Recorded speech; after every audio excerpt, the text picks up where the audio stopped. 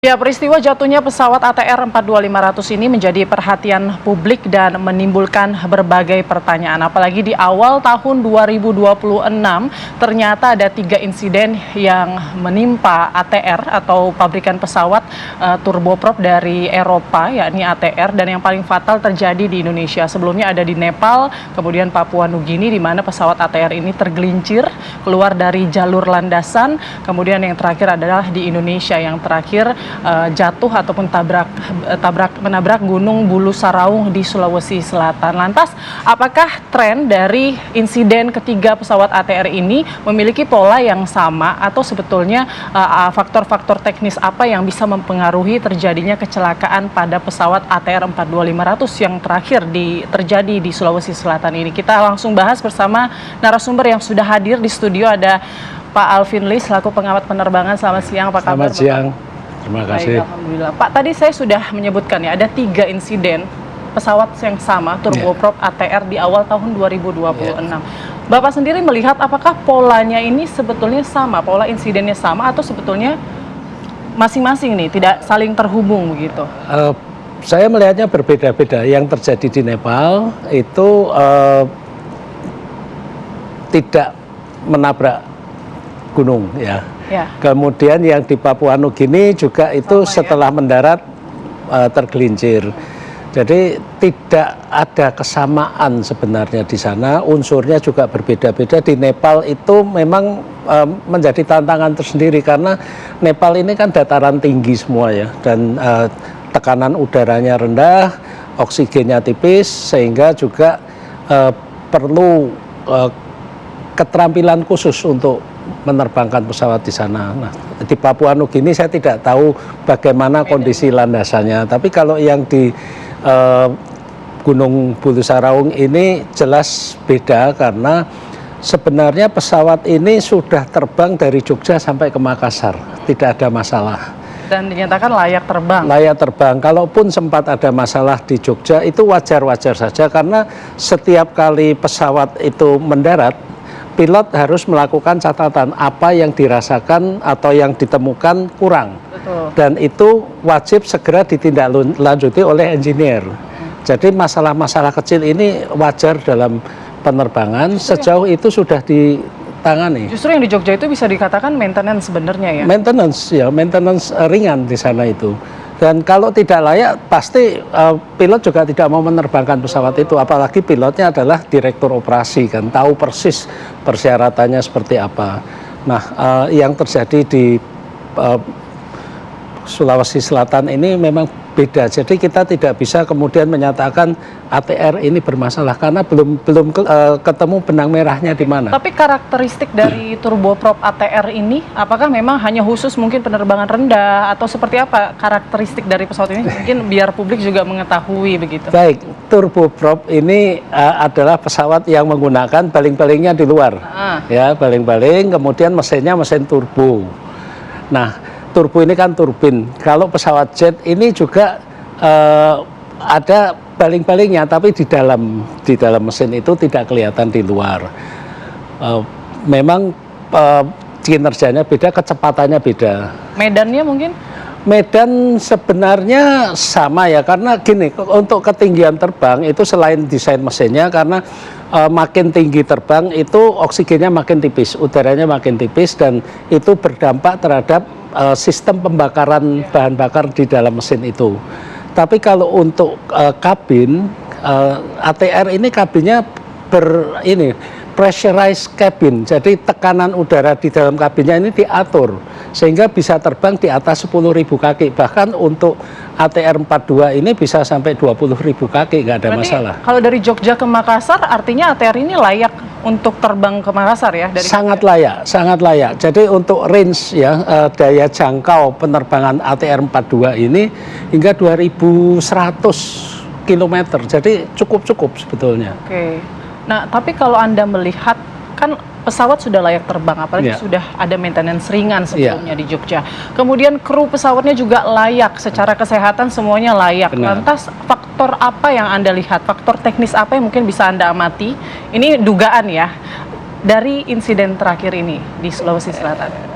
Sangat banyak faktor-faktor yang kita rasakan aneh karena pesawat ini kan terbang berdasarkan navigasi instrumen. Jadi dalam kabut bahkan terbang malam pun nggak masalah karena tidak berdasarkan tanda-tanda visual di luar pesawat. Ya. Kemudian pesawat juga sudah terbang normal sampai ke Makassar. Sudah akan mendarat dan ketika akan mendarat pun berdasarkan informasi yang didapatkan adalah precision landing menggunakan instrumen. Makanya harus melalui 2 waypoint itu baru nanti masuk ke runway 21. Ya. Nah, permasalahan ini kan timbul setelah pesawat itu mau memasuki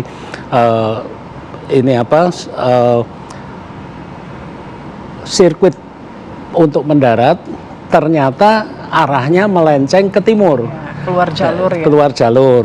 Itu pun sudah dicoba kontak oleh ATC untuk kembali ke jalurnya, belok ke selatan, agar bisa masuk ke runway 21, tapi kemudian sudah tidak menyaut. Nah, ini yang fase-fase inilah yang harus dicari. Apa yang terjadi di dalam pesawat tersebut?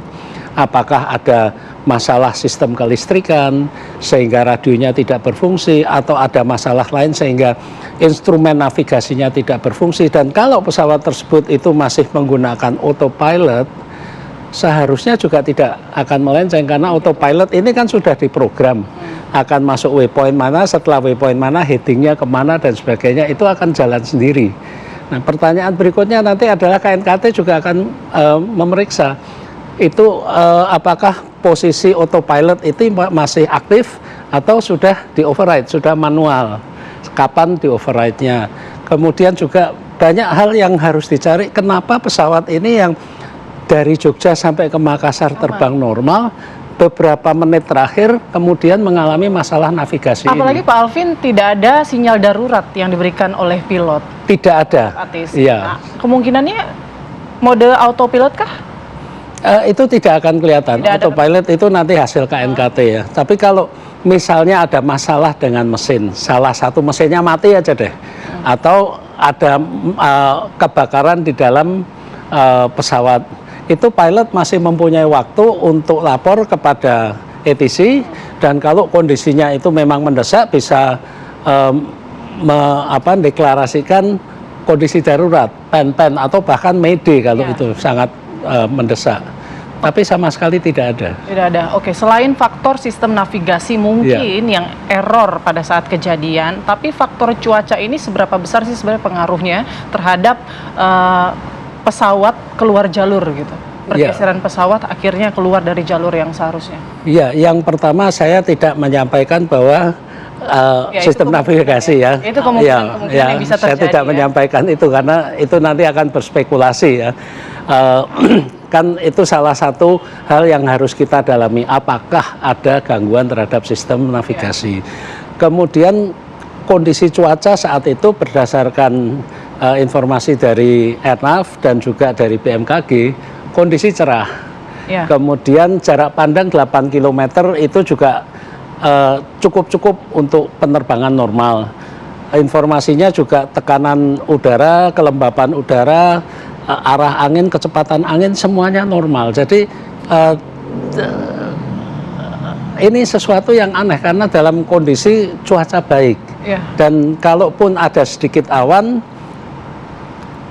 gunung itu mestinya juga terlihat dari kokpit, bukan tertutup. Kalaupun tertutup puncaknya, tapi bawahnya kan juga masih kelihatannya. Tapi kondisi saat itu kan cerah. Jadi ini memang banyak PR yang harus dikerjakan oleh KNKT. Oke, selain tadi masalah teknis, ini tidak hanya untuk ATR 42500, tapi untuk seluruh insiden pesawat gitu ya. Apakah human factor ini juga kerap ditemukan dalam kecelakaan pesawat?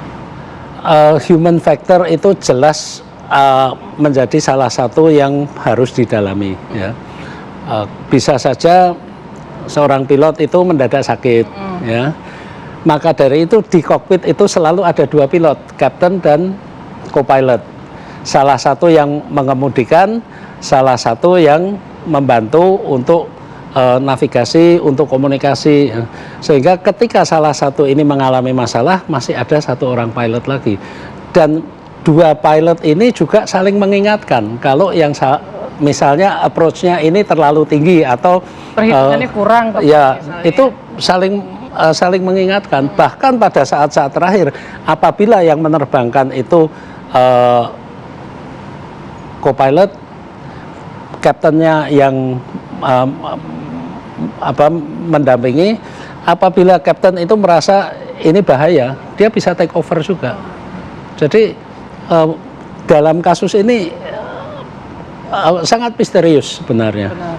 Apalagi tidak ada peringatan tadi. Sama sekali tidak ada tanda-tanda ya. Tidak ada sinyal kedaruratan. Benar. Jadi memang jadi pertanyaan kita semua ya. Benar.